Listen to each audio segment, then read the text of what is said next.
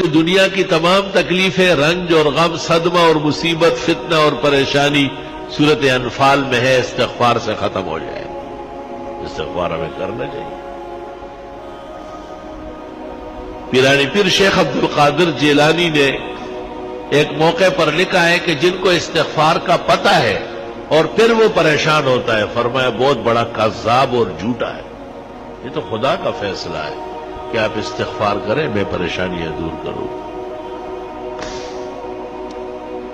اب یہ کہ ہمیں محبت چاہیے، آرام چاہیے، عزت چاہیے، حلال دولت چاہیے، وقار چاہیے، حفاظت چاہیے، خدا تیری نصرت چاہیے، بندوں کے ہر شر فساد سے بچت چاہیے۔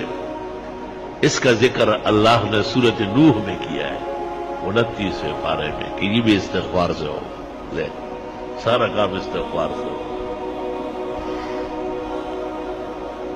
علماء نے اس طرح ایک مثال دی کہ اگر فرید گنج شکر ان کے شیخ قطب الدین بختیار کاکی، ان کے شیخ معین الدین چشتی اور ان کے شیخ عثمان ہارونی اور ان سے بھی بڑے شیخ عبد القادر جیلانی اور سید علی حجویری داتا گنج بخش اور حسن بصری اور علی مرتضی اور چاروں مقرب ملائک، ان سے بھی آپ وظیفہ مانگے۔ استغفار سے بڑھ کر کوئی وظیفہ نہیں دے، سب کا اتفاق استغفار پر ہوا۔ استغفر اللہ ربی من کل ذنب واتوب الیہ، استغفر اللہ الذی لا الہ الا هو الحی القیوم واتوب الیہ۔ اب ایک آدمی استغفار کر رہا ہے اور وہ فائدہ محسوس نہیں کرتا، تو قرآن تو سچا ہے، ہمارا ایمان ہے، اس میں کوئی کمی ہے نہیں۔ وہ عورت نے وہ چاند دیکھا ایسا، چاند کی طرح، تو انگلی کے ساتھ کوئی چیز لگی تھی نامناسب، کہنے لگی چاند تو بہت اچھا لیکن بدبو آ رہی۔ بدبو تو آپ میں ہے، چاند میں تھوڑا ہی ہے۔ اب اپنے آپ کو اس معیار پر لانا ہے کہ ہمیں استغفار سے وہ فائدہ پہنچے جو اللہ تعالیٰ نے سورۃ انفال میں بیان کیا ہے۔ وما كان الله ليعذبهم وانت فيهم وما كان الله معذبهم وهم يستغفرون۔ ایک ایسی نیکی اور ایسا عمل جو نبی کے برابر ہو یا نبی جیسی رحمتیں مل جائے، قرآن کی اس آیت میں ہے جو میں نے پڑھی کہ وہ استغفار کا، یا تو نبی کی وجہ سے بچت ہے یا استغفار سے بچت۔ خوب استغفار کیا گیا۔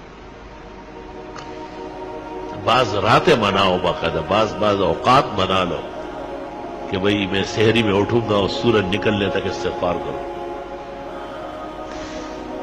اور میں جمعے کی نماز کے لیے 2 گھنٹے پہلے آؤں گا، سورۃ کاف پڑھوں گا، 100 مرتبہ درود ابراہیمی پڑھوں گا، بس پھر جمعے تک استغفار کروں گا۔ جمعے میں اتنا ٹائم نہیں ہے، چلو عصر سے مغرب صحیح ہے، مغرب سے عشاء تک کچھ تو ادھر کنڈے زویا سوخو بویا، کچھ تو کرے آپ، اپنے آپ کو ذرا قیمتی بنائے۔ جتنی خوشیاں چاہیے، جتنے آرام اور راحت چاہیے، جتنی عزت چاہیے، اللہ تعالیٰ سورۃ نوح میں فرماتے ہیں فَقُلْتُ اسْتَغْفِرُوا رَبَّكُمْ، استغفار کرو وہ مل جائے گا، سب عطا ہو جائے گا۔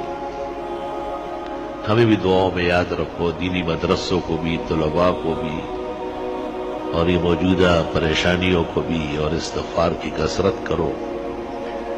راتوں کو بستر پر جاتے وقت 33 دفعہ سبحان اللہ، 33 مرتبہ الحمدللہ، 34 مرتبہ اللہ اکبر پڑھا کرو۔ آج ہی بخاری شریف میں آ رہا تھا کہ حضرت فاطمہ آئی اور ام المومنین عائشہ کو کہا کہ حضرت غلام بانٹ رہے ہیں، مجھے بھی کوئی نوکرانی دے دے۔